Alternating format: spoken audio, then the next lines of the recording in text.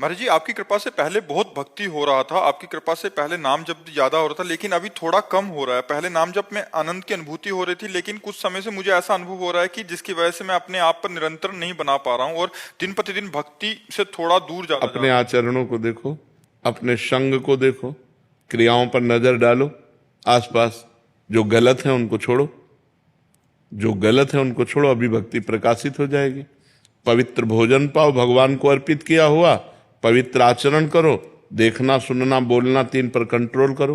जैसे कि महाराज, जैसे कंपनी में काम करते तो प्याज लहसुन डाला जाता है, इसमें खाना पड़ता है महाराज। हाँ, तो अब प्याज लहसुन तो तमोगुण पैदा करेगा, वो भजन कैसे करने देगा? अब भजन के लिए तो प्याज लहसुन। जी महाराज, पहले उसे कंपनी में जब करते करते नाम जप कर लिया है, लेकिन एक बार सुपरवाइजर पकड़ लिया है, बोला नाम जप से काम नहीं चलेगा। तो इस टाइम पे नहीं, हमें ये बताओ कि नाम जप केवल काउंटर या माला से ही होता है क्या? नाम जप तो अंतर का विषय, सुपरवाइजर कैसे पकड़ सकता है? हम अंदर जो सोचे उस पर किसी का शासन चल रहा है क्या? अंदर हम राधा राधा जप कर रहे हैं, बाहर से काम कर रहे हैं। हमें काउंटर लेके थोड़ी दिखाना है सुपरवाइजर को कि हम नाम जप कर रहे हैं, माला लेके थोड़ी दिखाना है कि नाम जप कर रहे हैं। जब नौकरी में ड्यूटी में है तो हम ड्यूटी वाला कार्य अच्छे से कर रहे हैं, अंदर से नाम जप कर रहे हैं। पर यह बुद्धि तभी सतर्क होगी जब भोजन ठीक हो। अब मांस खाओ, प्याज लहसुन खाओ, इधर उधर अंडा फंडा खाओ, सोचो कि हम महाराज प्याज लहसुन तो कंपनी में देते तो महाराज खा।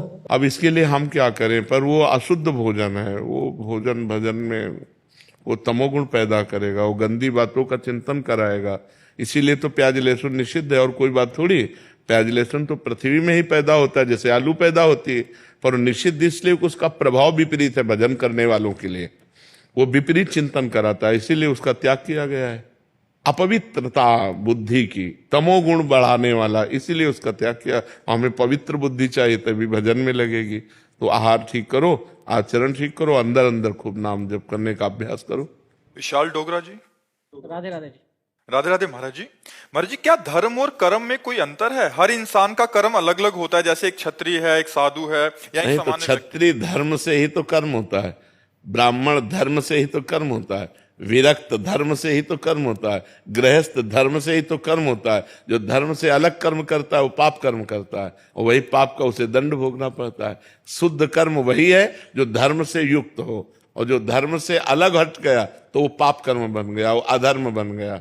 तो वास्तविक कर्म की महिमा तो धर्म से युक्त होने पर ही है। जैसे आप किसी के पुत्र हो तो आपका पुत्र धर्म है, किसी के पिता हो तो पिता धर्म है। एक पिता का क्या धर्म है, वो कर्म करो। एक पति का क्या धर्म है, वो कर्म करो। एक समाज के व्यक्ति का क्या कर्म है, वो कर्म करो।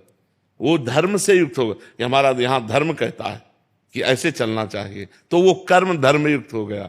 और जो मनमानी, तो फिर वो पाप कर्म बन गया। समझ रहे ना? जो धर्म युक्त हो वही कर्म है, और जो धर्म से अलग हो गया वही पाप है।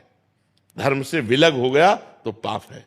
जैसे अपनी पत्नी से धर्म है, लेकिन दूसरे की पत्नी या किसी बहन बेटी, वो पाप कर्म। कर्म तो वही है, कर्म वही है। दूसरी स्त्री की तरफ दृष्टि भी डाली गलत तो अधर्म हो गया, वो पाप कर्म। कर्म वही है, लेकिन धर्म से युक्त हुआ तो पवित्र कर्म हो गया, और धर्म से अलग हो गया तो पाप कर्म बन गया।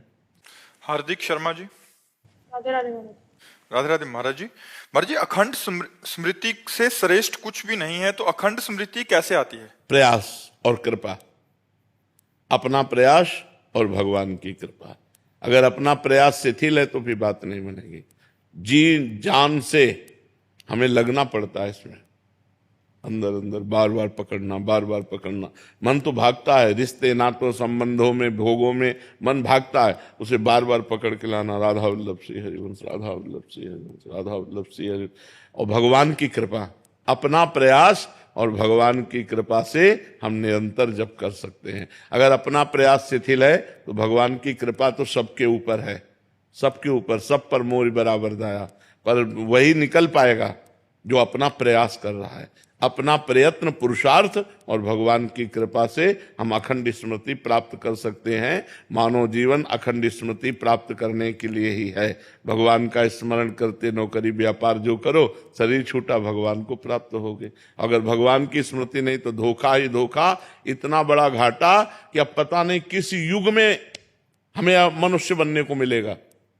पता नहीं किस युग में 84 लाख योनियां बहते चले जा रहे हैं अन्य योनियों में। कम से कम मनुष्य जन्म मिला तो हम ये प्रवाह तो रोक दें।